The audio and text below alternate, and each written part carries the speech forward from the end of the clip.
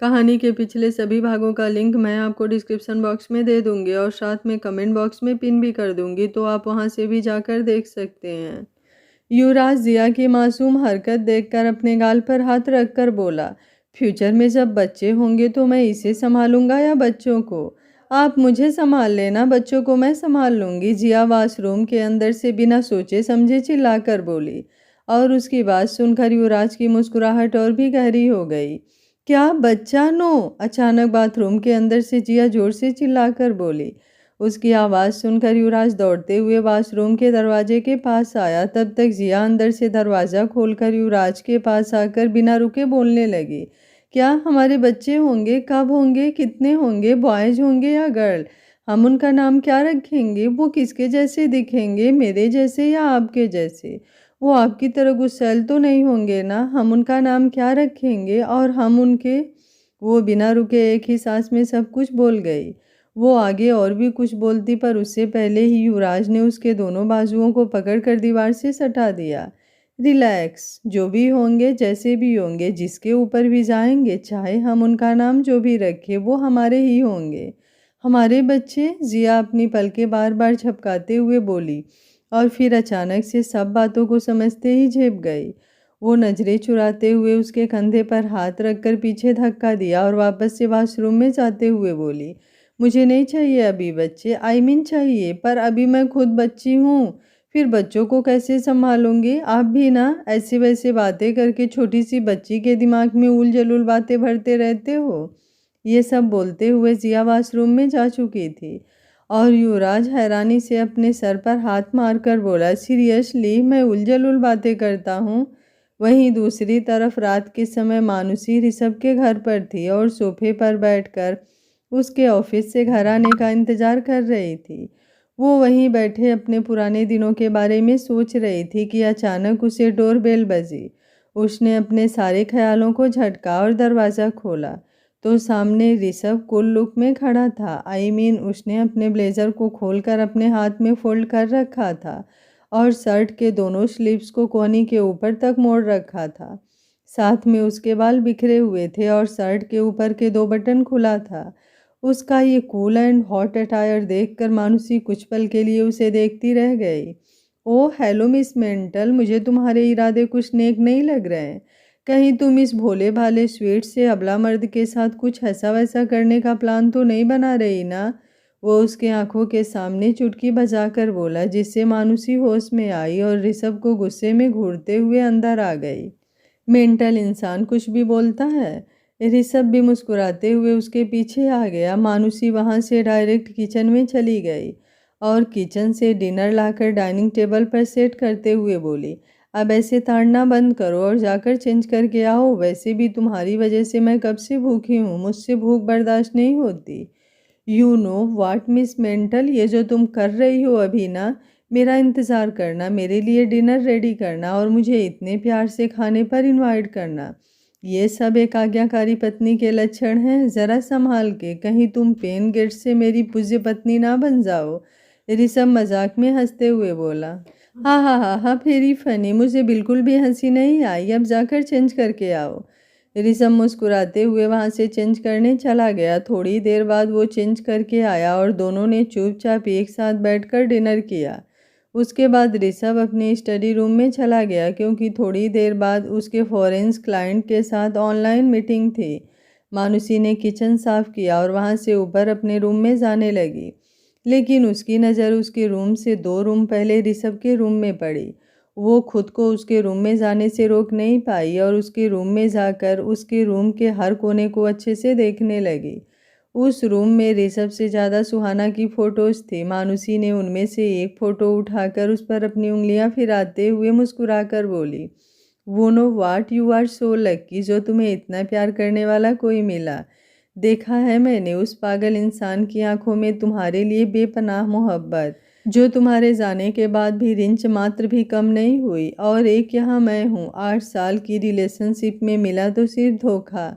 मानुषी ने गहरी सांस लिया और वापस सुहाना की फ़ोटो टेबल पर रखकर बाहर जाने के लिए मुड़ी। तभी उसकी नज़र ऋषभ के कबर्ड के बगल में रखी हुई बकेट पर पड़ी, जिसमें ढेर सारी वाइन की बोतल थी। वो वहाँ गई और उनमें से एक रेड वाइन की बोतल उठाकर मुस्कुराते हुए बोली, वैसे कलेक्शन तो काफ़ी अच्छा रख रखा है इस पागल ने, देसी विदेशी दोनों रखे हैं। प्यार में भले ही बेवफाई मिली, पर उस बेवफाई ने जाम से सच्ची मोहब्बत ज़रूर करवा दी। आज की रात तेरे नाम। उसने 2-3 बोतल और उठाई और ड्रिंक की बोतल को किस करके अपने दांतों से उसके ढक्कन खोलकर बोतल से ही पीते हुए ऋषभ के रूम के साइड में बने स्विमिंग पूल के पास आई और वहीं बैठकर अपना दोनों पैर ठंडे पानी में डालकर आराम से वाइन पीने लगी।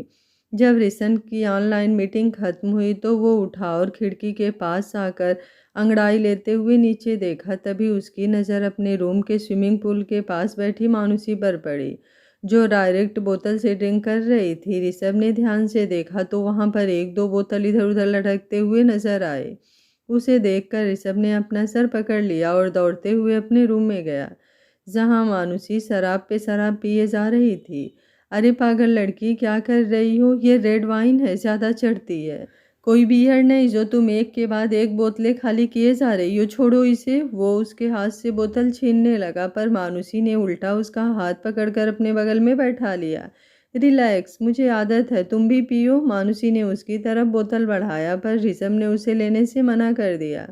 मानुषी की आंखों में नशा साफ दिखाई दे रहा था। ऋषभ धीरे से प्यार से उसे समझाया, मनु तुमने ज़्यादा पी ली है, प्लीज़ अब जाकर अपने रूम में सो जाओ और मत पियो। नहीं यार, मुझे कुछ नहीं होगा, मुझे आदत है, ये लो तुम भी पी लो। मानुषी ने ज़बरदस्ती ऋषभ के मुंह में बोतल डाल दिया और मजबूरन ऋषभ को एक घूंट अपने गले के नीचे उतारना पड़ा। उसने जल्दी से बोतल उसके हाथ से छीनकर साइड में रख कर गुस्से में कहा, मनु जस्ट इनफ, बहुत हो गया, अब चलो सोने चलो। वो उठा और उसका हाथ पकड़कर ज़बरदस्ती उठाने लगा, पर मानुषी ने फिर से उसका हाथ पकड़कर अपने बगल में बैठा लिया और उसके कंधे पर सर रख कर बोली, आई हेट हिम। क्यों किया उसने मेरे साथ ऐसा? क्या उसे सिर्फ मेरा जिस्म चाहिए था? तुम्हें पता है मैं उससे 10th स्टैंडर्ड से प्यार करती थी, बिल्कुल प्योर वाला।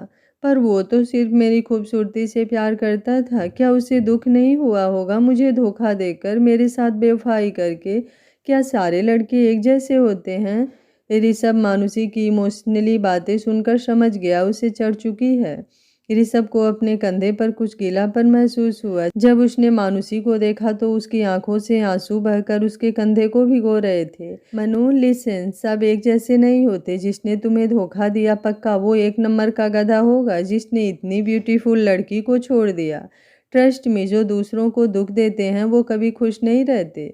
सही कहा तुमने, सब एक जैसे नहीं होते। तुम्हें ही देख लो, तुम तो सबसे अलग हो। सुहाना से इतना प्यार करते हो, मुझसे हर वक्त लड़ाई करते हो, बात बात पर मुझे चिढ़ाने के मौके ढूंढते हो, पर आज तक कभी भी तुमने मेरे साथ बदतमीजी नहीं की।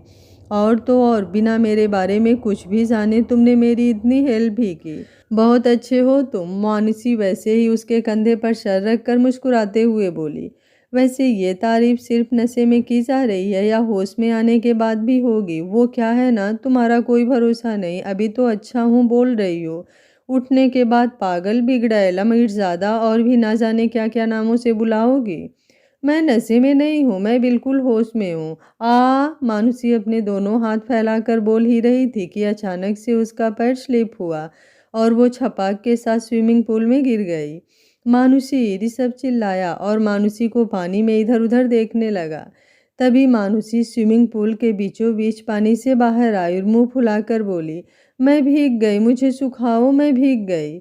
उसे वैसे देख ऋषभ को हंसी आ गई और वो जोर जोर से हंसने लगा।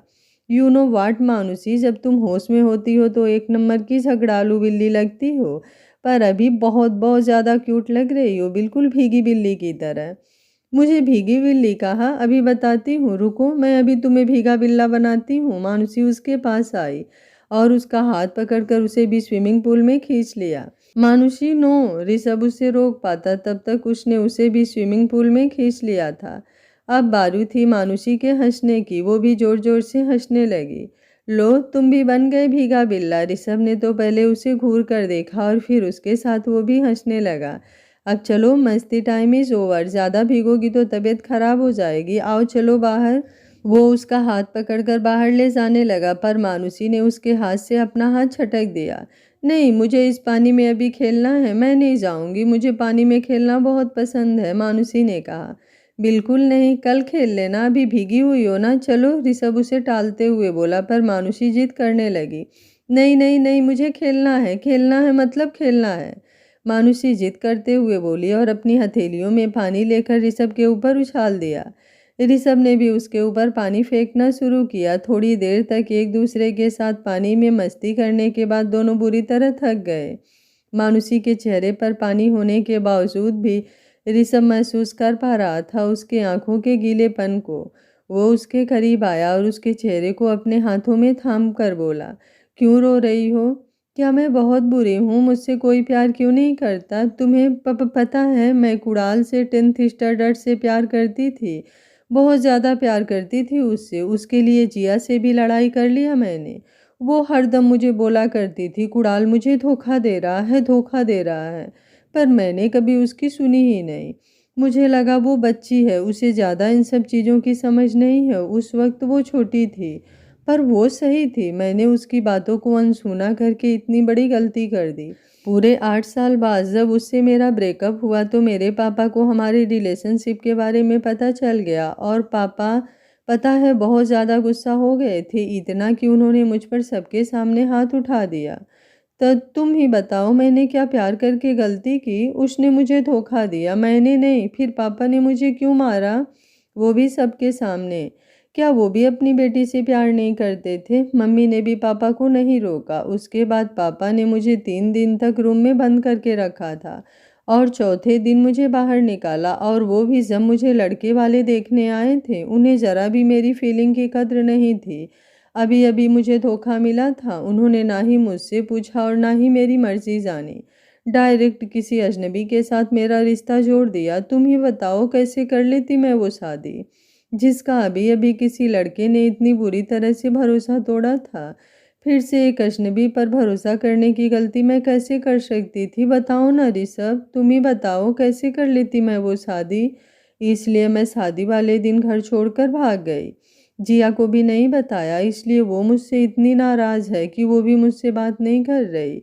कोई भी मुझसे प्यार नहीं करता, किसी को भी मेरी फीलिंग की कोई कद्र नहीं है, किसी को भी नहीं। क्यों मैं इतनी बुरी हूँ? क्यों मैं ऐसे क्यों हूँ? क्यों क्यों? वो बोलते बोलते बहुत ज़्यादा रोने लगी। उससे आगे बोला भी नहीं जा रहा था। उसकी बातें सुनकर ऋषभ को भी बहुत ज़्यादा बुरा लग रहा था। जाने अनजाने उसकी आंखों में भी आंसू आ गए, जिस पर शायद उसने गौर नहीं किया। रिलैक्स, नहीं हो तुम बुरी, तुम तो बहुत अच्छी हो। ऋषभ ने आगे बढ़कर उसे अपनी बाहों में भर लिया और उसके बालों को सहलाते हुए उसे चुप कराने लगा।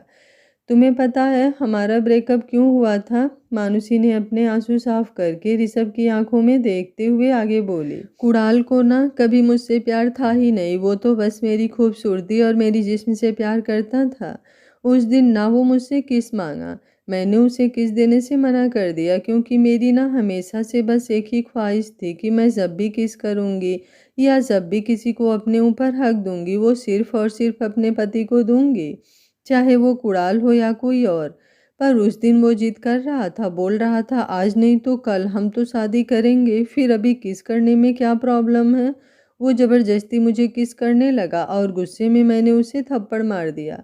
क्या मैंने गलत किया? मैं कैसे किसी को खुद को छूने का हक दे दूं, चाहे रिलेशनशिप 8 साल का हो या 18 साल का? जब तक मेरा दिल नहीं चाहेगा, जब तक मैं सिक्योर फील नहीं करूंगी, मैं क्यों किसी को खुद को छूने का हक दूं? इसमें मैं कहाँ गलत हूँ, तुम ही बताओ। फिर पापा ने क्यों नहीं समझी मेरी फीलिंग और क्यों सबके सामने उल्टा मुझे मार दिया? नहीं, तुमने कुछ भी गलत नहीं किया, तुमने तो बस एक थप्पड़ मारा। अगर मैं वहाँ होता ना तो उस कमीने को जान से मार देता। अब रोना बंद करो, तुम तो इतनी स्ट्रांग हो। देखो, अकेले सबसे भिड़ गई, अपने घर वालों से, अपने बॉयफ्रेंड, अपनी फ्रेंड से, यहाँ तक कि अपनी शादी छोड़कर भाग के आ गई। बताओ, है क्या इतनी हिम्मत किसी और लड़की में जो अपने लिए स्टैंड लेकर इतना बड़ा कदम उठाए, जबकि उसे पता हो कोई उसकी हेल्प करने वाला नहीं है? पर तुमने किया, तुमने ये साबित किया कि तुम बहुत ज़्यादा स्ट्रांग हो, और स्ट्रांग लड़कियां रोती नहीं।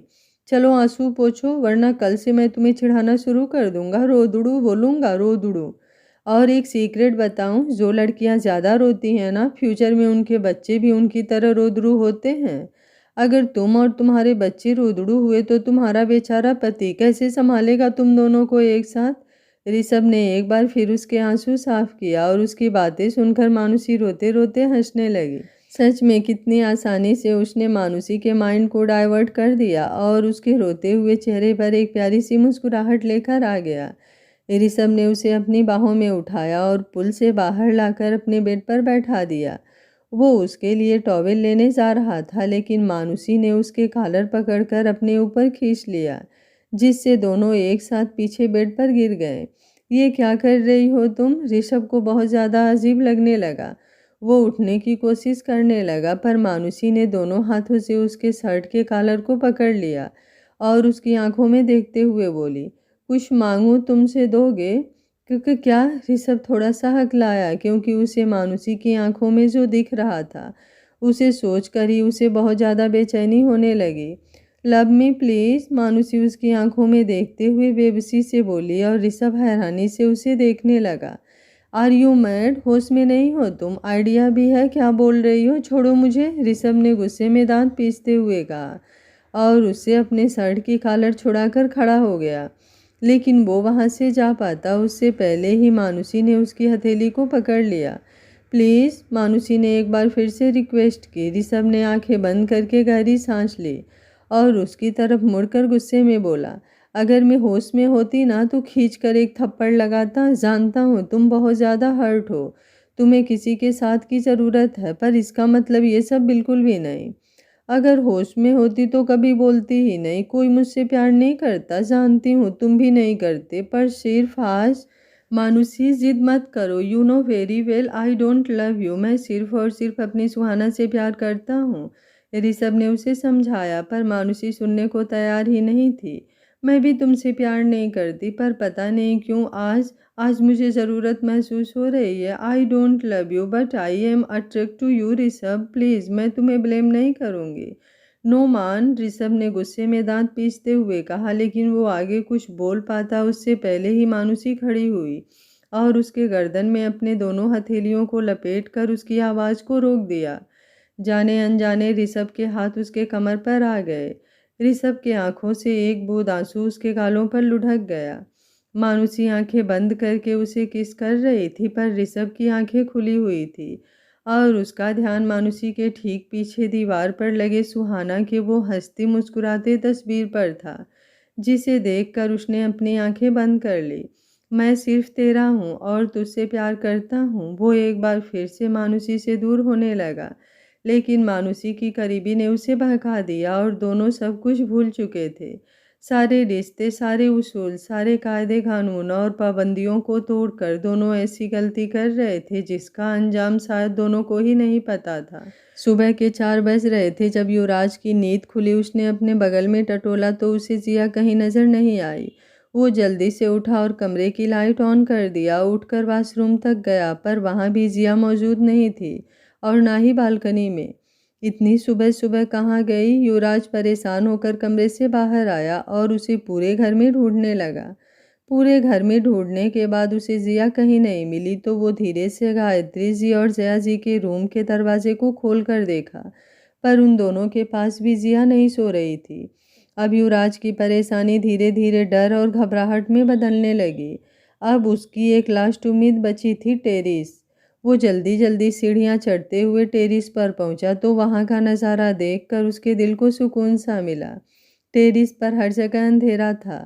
वहीं एक कोने पर जहां फूलों और झाड़ियों की लड़ियां लगी हुई थी, उसी पर टिमटिमाती छोटी छोटी लाइटों की लड़ियां लगी हुई थी और आसपास गोल घेरे में ढेर सारे लैंप जल रहे थे और उसके बीच जिया अपनी ढेर सारी किताबों का मेला लगाए बैठकर बड़े ध्यान से पढ़ रही थी। युवराज ने एक गहरी सांस ली और अपने सीने पर हाथ रखकर बोला, मेरी पढ़ाकू बेबी गर्ल, तुमने तो मुझे डरा ही दिया था। वो चलते हुए जिया के पास आया और उसका नाक हल्का सा खींचकर बोला, सुबह सुबह तुम्हारे ऊपर पढ़ाई का भूत कहाँ से सवार हो गया? सुबह के 4 बज रहे हैं, कब से उठी हुई हो? आउच! खड़ूस, आप मेरे नाक को पिंच करना और मेरे लिप्स को बाइट करना कब छोड़ोगे? इन दोनों से आपको क्या दुश्मनी है? जिया अपनी नाक सहलाते हुए मुंह बनाकर बोली, कभी नहीं। बताओ कब से जगी हुई हो? बस 1 घंटे पहले ही आई थी। नेक्स्ट वीक से मेरा एग्ज़ाम स्टार्ट होने वाला है। आजकल पढ़ाई में मैंने ध्यान देना बहुत कम कर दिया है, इसलिए पिछली बार मेरे टेस्ट में मार्क्स भी अच्छे नहीं आए थे। और अब आप यहाँ से नीचे जाओ। अगर आप यहाँ रहोगे तो मैं पढ़ाई भी नहीं कर पाऊँगी। जाओ यहाँ से, जिया उसे ढकेलते हुए बोली।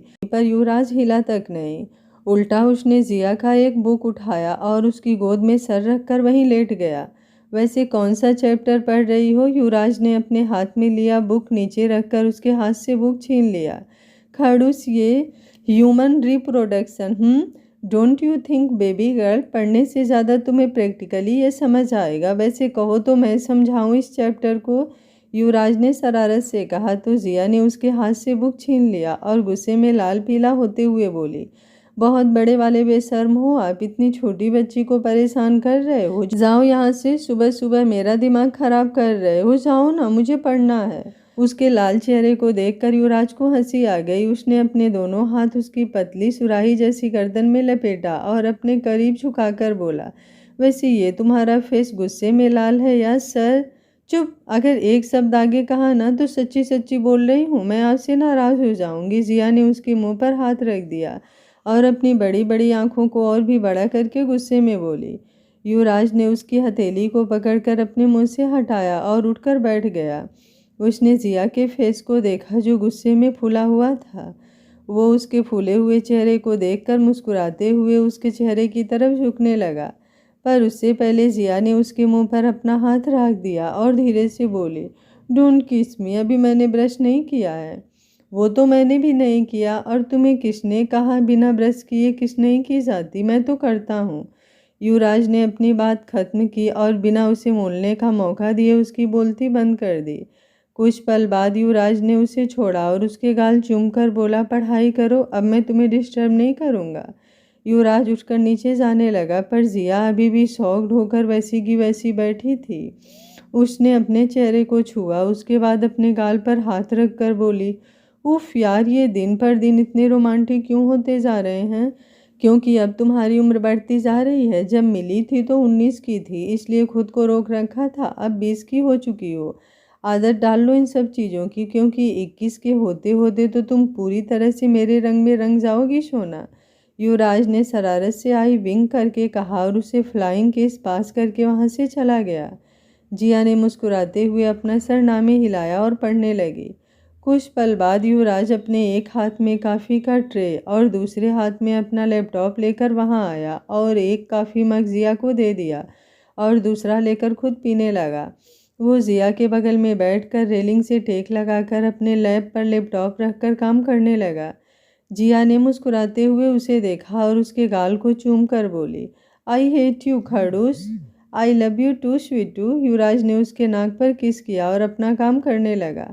अगर मैं पढ़ते पढ़ते सो जाऊं तो मुझे उठाना मत, क्योंकि आज कॉलेज ऑफ है। मुझे गोदी में उठाकर रूम में लेटा देना, ओके? जिया ने युवराज से कहा, जिस पर युवराज ने मुस्कुराते हुए हामी सिर हिला दिया। अब जिया भी अपने पढ़ाई में घुस गई।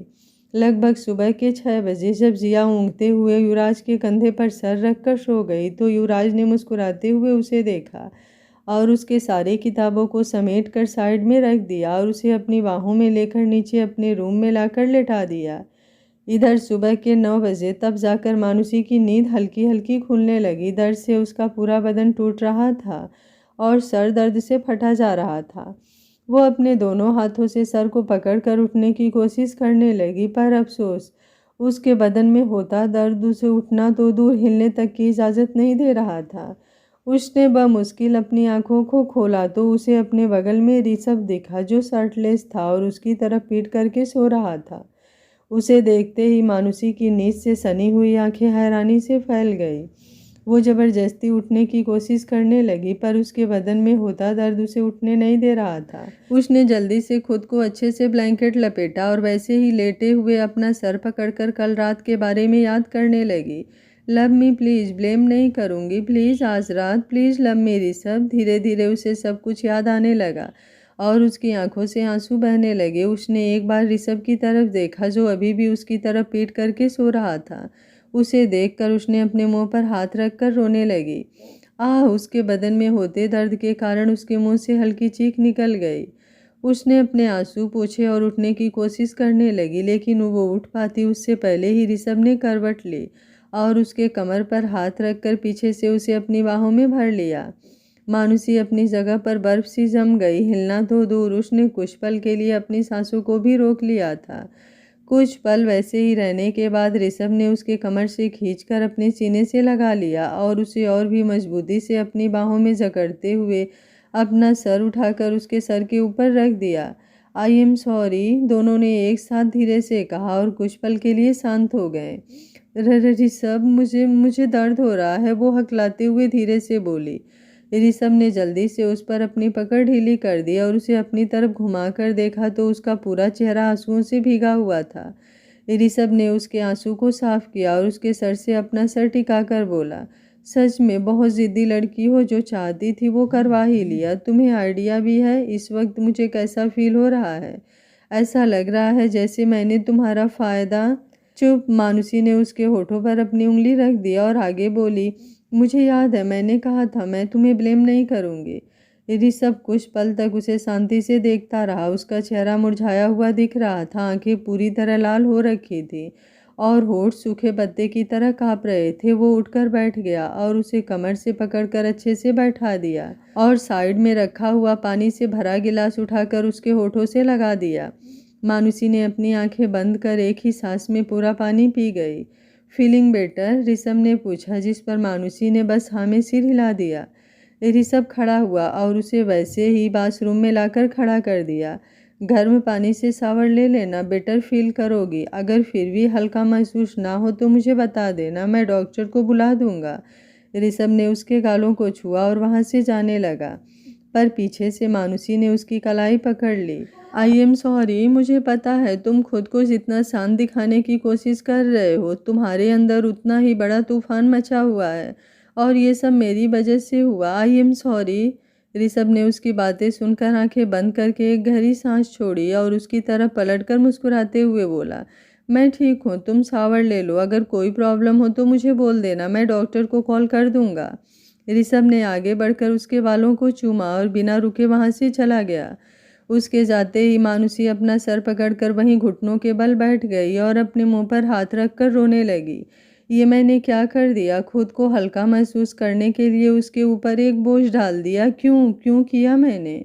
इधर ऋषभ वहां से सीधे अपने स्टडी रूम में आया और दरवाज़ा लॉक करके अपने सीने पर हाथ रखकर घुटनों के बल गिर गया। मुझे घुटन हो रही है सुहाना, मुझे घुटन हो रही है। उसकी आंखों से आंसू बरसात की तरह बरसने लगे। ऋषभ घुटनों के बल बैठकर अपने सर को पकड़ लिया।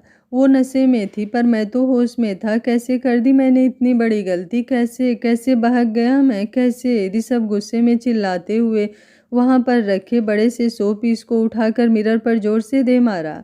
मानुषी के सामने वो खुद को जितना शांत और नॉर्मल दिखाने की कोशिश कर रहा था, अकेले में वो उतना ही कमज़ोर पड़ रहा था। मुझ पर, मेरे प्यार पर, मेरे जिस्म पर सिर्फ और सिर्फ मेरी सुहाना का हक है। मैं खुद को किसी और के हवाले कैसे कर सकता हूँ, कैसे? इस बार ऋषभ ने बुक सेल्फ करके सारे बुक्स को एक साथ नीचे फेंक दिया। मैंने क्यों किया ये, क्यों? उसने वहाँ पर रखे टी टेबल को गुस्से में पलट दिया और वहीं घुटनों के बल बैठकर रोने लगा। वो मुझे ब्लेम नहीं कर रही, पर मैं खुद से नज़रें कैसे मिला पाऊँगा, कैसे? शेरगिल का घर। शेरगिल किचन में ब्रेड टोस्ट करते हुए फ़ोन पर मधु से बात कर रहा था और उसे कुछ समझाने की कोशिश कर रहा था। मधु, मेरी जान समझने की कोशिश तो करो यार, क्यों जिद पर अड़ी हुई हो? अभी तुम्हारे पढ़ने की उम्र है। मेरी माँ, पढ़ लो, शादी हम बाद में कर लेंगे। तुम्हें क्या मुझ पर भरोसा नहीं है? कब से शादी शादी की रट लगा रही हो? शेरगिल फ़ोन पर झुठला कर बोला, है मुझे तुम पर भरोसा, खुद से भी ज़्यादा भरोसा है, पर मुझे तुमसे शादी करनी है, मतलब करनी है। और किसने कहा शादी के बाद मैं पढ़ाई नहीं कर सकती? दूसरी तरफ से मधु तुनक कर बोली, मधु पहले तुम पढ़ो और एक काबिल डॉक्टर बन जाओ, उसके बाद हम शादी कर लेंगे। नहीं, पहले मुझे शादी करनी है, मतलब करनी है। तुम मेरे पापा से बात करो, वरना मैं खुद ही बता दूंगी हमारे बारे में। उसके बाद जो होगा वो तुम जानो। ओके, मैं बात करूंगा, तुम उन्हें नहीं बताओगी। पता नहीं वो क्या समझेंगे, कहीं तुम्हारी बातों को गलत मतलब निकाल लिया तो। फिलहाल तुम मुझे एक बात बताओ, ये अचानक से शादी करने का भूत तुम्हारे दिमाग में कहाँ से सवार हो गया? बस ऐसे ही, मैं हॉस्टल में रह रह कर बोर हो चुकी हूँ और तुम भी तो वहाँ अकेले रहते हो। मैं नहीं चाहती मेरे होते हुए तुम अकेले रहो। पता नहीं ढंग से खाते पीते भी हो या नहीं, पूरे दिन ऑफिस में ही पड़े रहते हो। मुझे तुम्हारी फिक्र होती है? मतलब मेरे लिए तुम शादी करने के लिए जिद कर रही हो और मेरी भी यही प्रॉब्लम है। अगर शादी हुई तो तुम यहाँ आओगी और पूरे दिन मेरा ख्याल रखोगी, घर के काम यहाँ वहाँ इसी में उलझ कर रह जाओगी। तुम्हारी स्टडी पर से ध्यान हट जाएगा। नहीं हटेगा, आई प्रॉमिस। मैं दोनों मैनेज कर लूँगी। प्लीज़ तुम पापा से बात कर लो। ओके, मैं करता हूँ तुम्हारे पापा से बात, पर अभी हम सिर्फ एंगेजमेंट करेंगे। शादी कब करनी है इसका डिसीजन तुम्हारे पापा लेंगे। Okay okay okay okay. I love you so much. Madhu excitement में ज़ोर ज़ोर से उसे आई लव यू बोलने लगी और फ़ोन पर ही किस करने लगी। अच्छा बाबा, बस पहुंच गई तुम्हारी किस मेरे पास। I love you too, bye bye, take care. दूसरी तरफ से मधु ने कहा और फ़ोन कट कर दिया।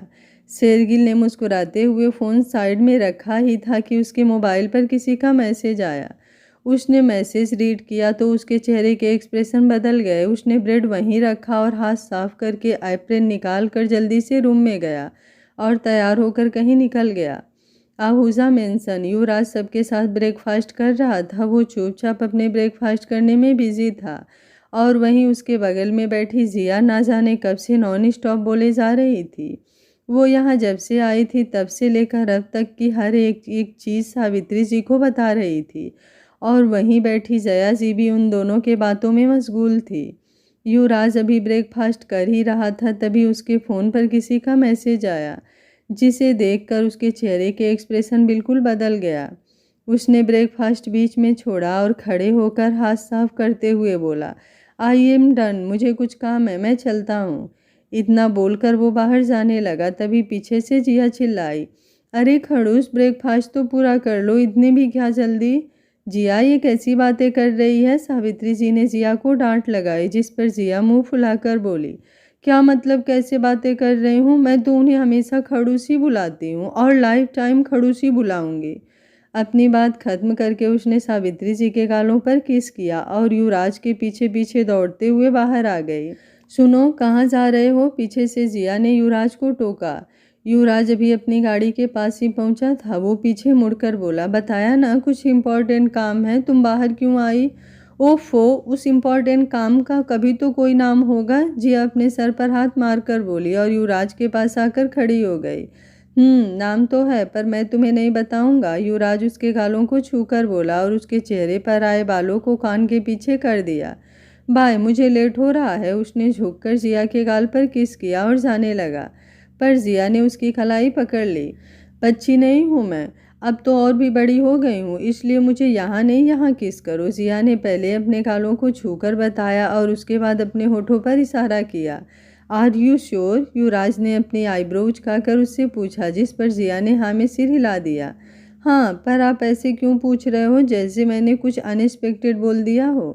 क्योंकि मेरे किस करने के बाद मेरी ये छोटी सी गोलू मोलू सी बेबी गर्ल बिल्कुल टमाटर की तरह लाल हो जाती है, और अगर मैंने तुम्हें यहाँ की जगह यहाँ किस किया तो फिर तुम ऊपर से नीचे तक टमाटर की तरह लाल हो जाओगी, और जब अंदर जाओगी तो मेरी दादी सास और तुम्हारी दादी सास पूछेंगे कि तुम लाल क्यों हो, तो क्या बताओगी कि तुम्हारे मिस्टर खड़ूस ने तुम्हें यहाँ की जगह यहाँ किस किया।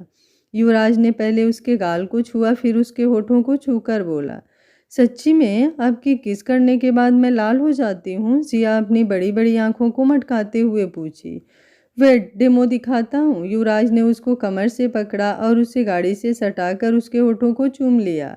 जिया अपनी बड़ी बड़ी आंखों को झपकाते हुए बस उसे ही देखे जा रही थी। कुछ पल बाद युवराज ने उसे रिलीज किया और उसकी नाक को खींचकर बोला, नाउ गो स्वीटू, अब मैं चलता हूँ, लेट हो रहा है। जिया ने बस कहीं खोई हुई सी अपने सर को हाँ में हिला दिया। वो अभी भी यही सोच रही थी कि सच में युवराज के किस करने के बाद वो लाल हो जाती है। युवराज ने मुस्कुराते हुए उसके सर पर हल्की सी चपत लगाई और कार में बैठकर निकल गया। जिया ने अपने होठों पर उंगली फिराकर ना में सिर हिलाते हुए बोली, नहीं, ये झूठ बोल रहे हैं, मैं क्यों लाल होने लगी भला? और कौन सा इन्होंने पहली बार किया, हमेशा तो करते हैं, इस बार मैंने मांग लिया तो कौन सी बड़ी बात हो गई। ये ना पक्का झूठ बोल रहे हैं। देखना, मैं अभी अंदर जाऊंगी तो दादी और बड़ी दादी कुछ नहीं पूछेंगी। वो कॉन्फिडेंट होकर बोली और अंदर आ गई। डाइनिंग हॉल के पास जया जी और सावित्री जी एक दूसरे से बातें कर रहे थे। जब उन दोनों ने जिया को देखा तो सावित्री जी ने जिया से सवाल किया, जिया क्या हुआ, ये तेरा गाल लाल लाल क्यों है? क्या सच्ची? जिया ने जल्दी से अपने दोनों हाथ अपने गाल पर रखा और अपनी बड़ी बड़ी आंखों को मटकाते हुए पूछी, हाँ सच में, और ये तेरे होठ भी शायद?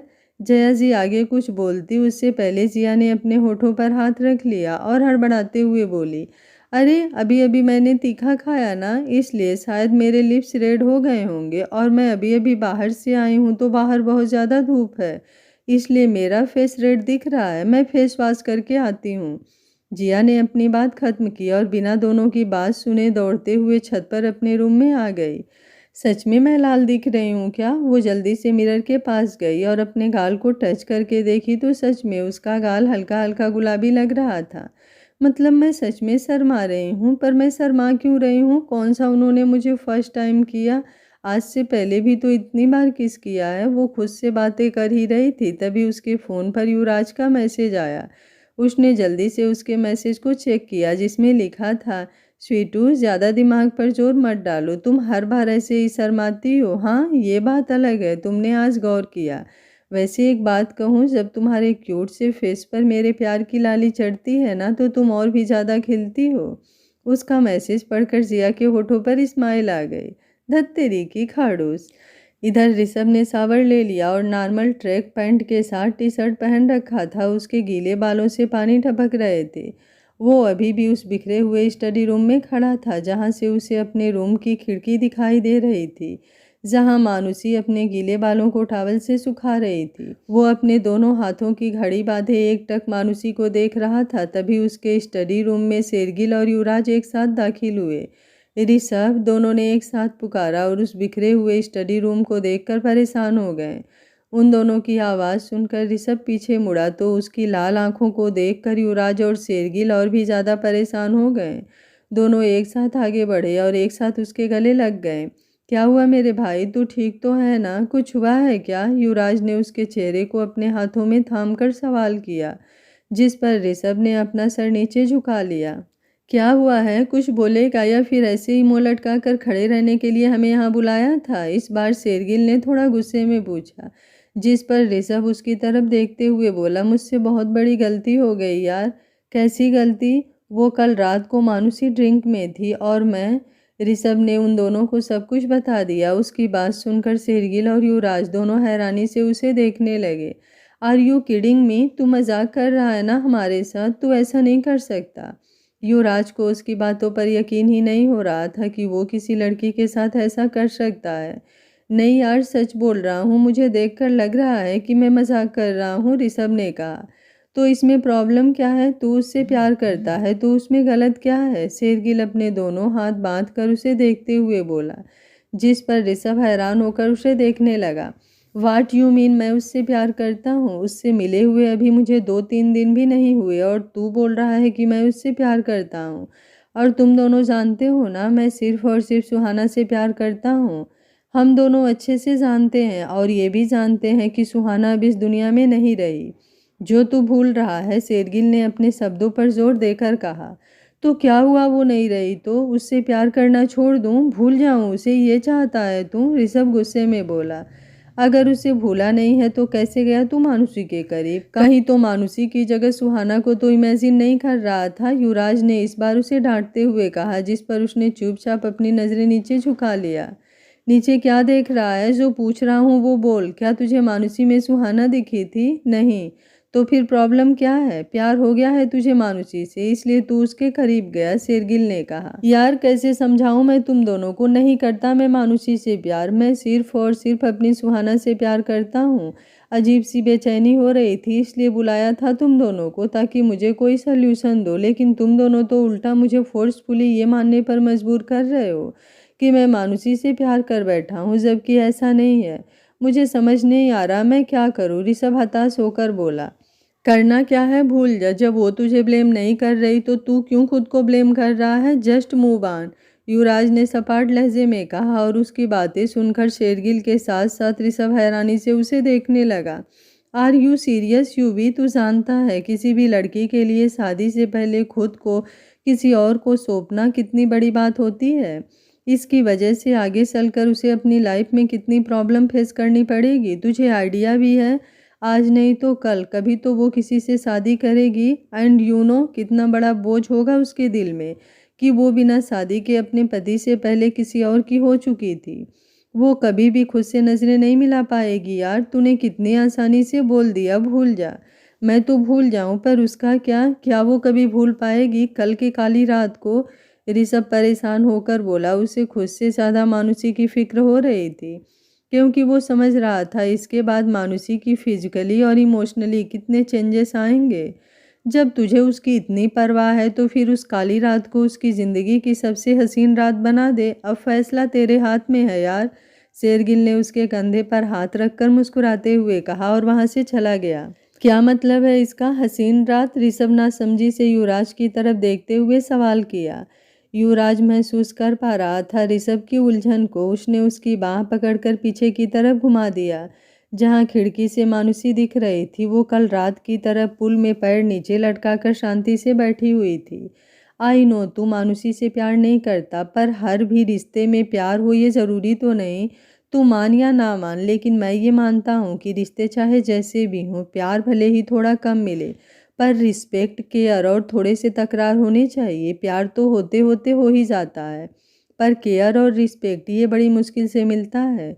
ये सच है कि तेरे दिल में सिर्फ और सिर्फ सुहाना बसी हुई है, पर यह भी सच है कि वो अब इस दुनिया में नहीं रही, और जो तेरी आंखों के सामने है उसके लिए तेरे दिल में भले ही प्यार नहीं है, पर परवाह और सम्मान दोनों कूट कूट कर भरा है।